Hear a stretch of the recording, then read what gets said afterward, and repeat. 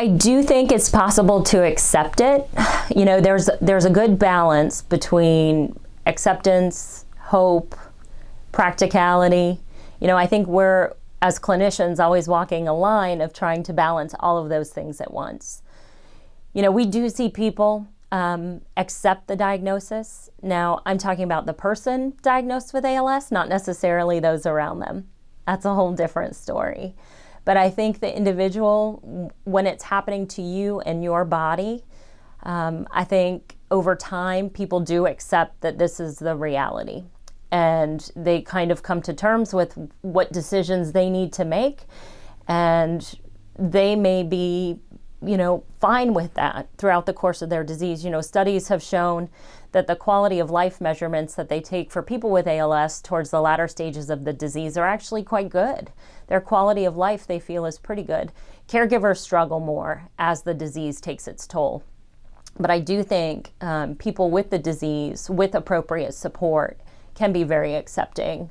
You know, especially if they feel empowered to address the disease in the way that works best for them. The perspective from the person who has the disease is very different than those around them.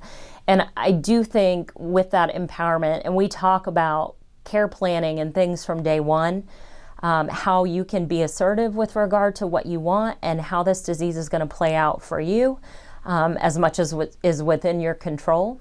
And when you give people to make power over their decisions and power over how they want to proceed, you know, I always tell my new folks, you know, those little letters that you now have kind of attached to you, that ALS that comes, you know, part and parcel with your person, does not define who you are.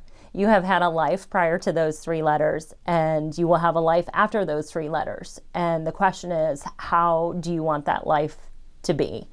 And that requires the deal of acceptance. And we do see pals, I assume you guys are using that term, you know, liberated from the physical confines of the disease to find that sort of inner peace and kind of mental stability where they're not resigned to the fact that this is their fate, but they've accepted that it is. And they want to sort of present that to those who care about them and those who are around them.